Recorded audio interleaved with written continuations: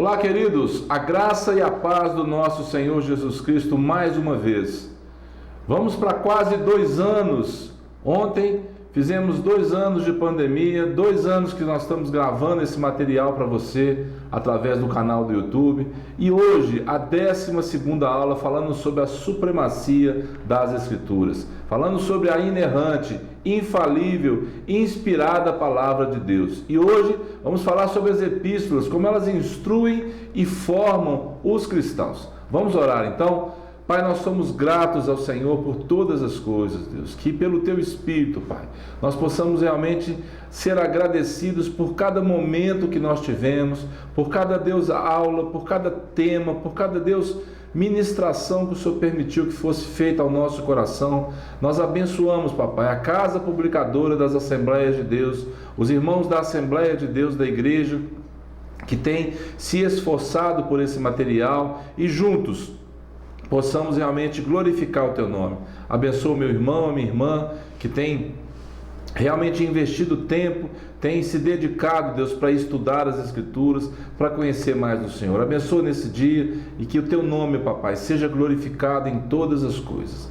Amém, queridos? Vamos lá então. O presbítero, a senhora eleita e aos seus filhos, a quem eu amo na verdade, e não somente eu, mas também todos os que conhecem a verdade, por causa da verdade que permanece em nós e conosco estará para sempre.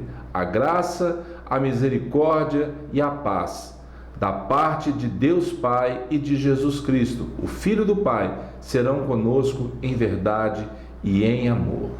Revisão.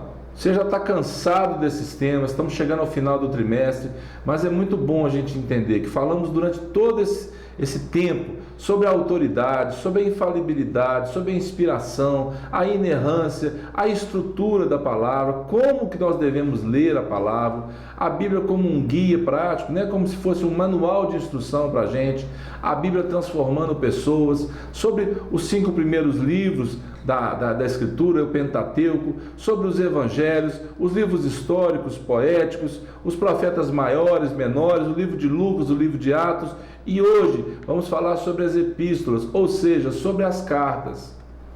As epístolas apresentam instruções vitais para a compreensão da doutrina cristã, bem como para a formação dos cristãos, ou seja, eu e você, e aqueles para quem você realmente conseguir despertar o coração para que eles queiram conhecer a Cristo.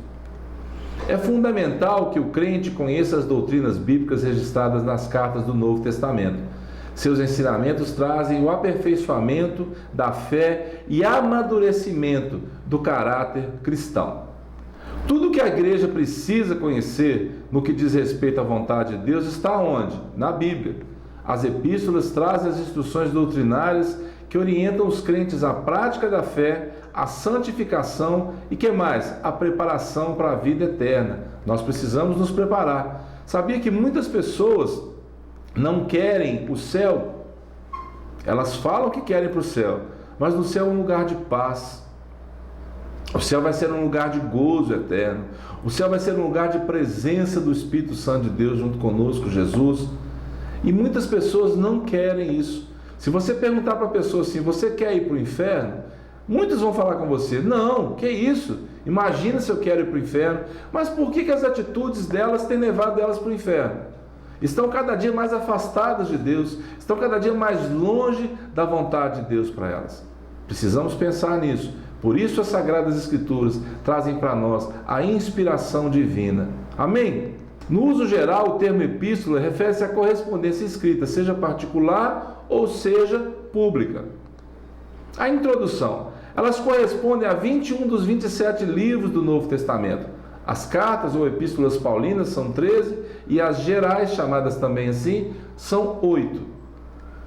A correspondência do Novo Testamento foi, em sua maior parte, escrita em resposta a cartas ou palavras pessoais com relação a problemas ou necessidades que exigiram um tratamento por parte de alguém que tivesse autoridade apostólica. Ou seja, se alguém te escreve falando sobre um problema, você escreve de volta talvez levando a solução, uma exortação, uma mensagem para aquela pessoa. É isso que a palavra está dizendo aí para nós. As epístolas paulinas, as que falam sobre a doutrina da salvação, Romanos, Gálatas, 1ª e 2ª Coríntios.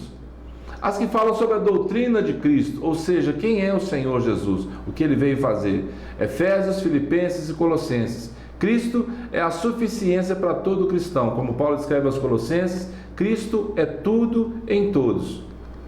E a vinda de Jesus Cristo, 1ª e 2ª Tessalonicenses. Devemos orar para que o Evangelho tenha livre curso e vigiar para não viver desordenadamente. As particulares, ou seja, de natureza prática, 1ª e 2ª Timóteo, Tito e Filemão. As epístolas de Pedro, 1ª e 2ª Pedro, fala sobre sofrimento cristão, sobre santificação, sobre alegria nas aflições, sobre o aperfeiçoamento, sobre os falsos mestres, sobre heresias e traz ânimo também para a igreja. As cartas de João, 1ª, 2ª e 3ª, ratifica a encarnação de Cristo, fala sobre heresias gnósticas, sobre comunhão, sobre amor fraternal, sobre a vitória sobre o mundo. Essa é a vitória que vence o mundo, a nossa fé, sobre perseverança, que nós devemos seguir o bem. As epístolas gerais, Hebreus, Tiago e Judas.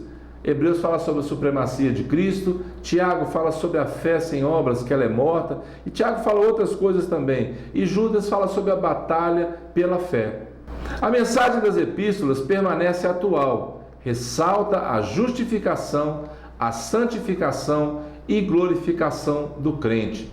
Vamos falar um pouquinho sobre cada um desses itens. A doutrina da justificação. O pecador é justificado unicamente pela fé na graça divina. As obras humanas não podem salvar. Pela graça sois salvos mediante a fé. Mas isso não vem de vós. É o quê? Dom de Deus. A doutrina da santificação implica uma vida totalmente separada do pecado. Um processo contínuo que precisa ser almejado por todos que se aproximam verdadeiramente de Cristo. Buscai a paz com todos e a santificação, sem a qual ninguém verá o Senhor. E por fim, a doutrina da glorificação, que compreende a última etapa de nossa salvação, promessa da futura transformação de nosso corpo mortal em corpo glorioso, na vinda do Senhor. A conclusão. O conjunto de doutrinas das epístolas, revelado aos seus diversos autores, continua a instruir o povo de Deus, a formar o caráter do crente salvo em Jesus e a preparar a igreja para a vinda do Senhor. Saulo, respirando ainda ameaças e morte contra os discípulos do Senhor, dirigiu-se ao sumo sacerdote e lhe pediu cartas para as sinagogas de Damasco, a fim de que, caso achasse alguns que eram do caminho, assim homens como mulheres, os levasse presos para Jerusalém. Atos 9, 1 e 2. E olha que interessante, como os mistérios de Deus podem fazer parte do nosso dia a dia. Paulo, respirando ameaças, ainda viu a morte de Estevão, foi até o sumo sacerdote, pediu cartas para poder entrar nas igrejas, entrar nos lugares e poder prender aqueles que se chamavam na época do caminho. Jesus disse: eu sou o caminho, a verdade e a vida. Paulo queria cartas. E o que Deus usou, amados, para na vida de Paulo nos abençoar? As mesmas cartas. Instrumentos ali para realmente abordar as pessoas. E hoje, Paulo, através de suas cartas, ele abençoa milhões de pessoas pelo mundo afora. Por isso, fique muito atento como Deus quer usar você. Através de um dom natural, através de um dom sobrenatural. O que importa é que Deus quer usar você. E vamos aproveitar para fazer isso agora, orando pelo Brasil.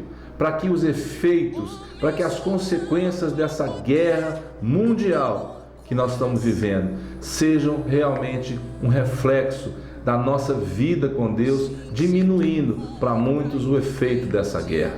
Pai, nós somos agradecidos ao Senhor, mas te pedimos, papai, que os efeitos, que as consequências, papai, não sejam consequências desnecessárias para o teu povo, para o nosso país, papai, para a nossa nação.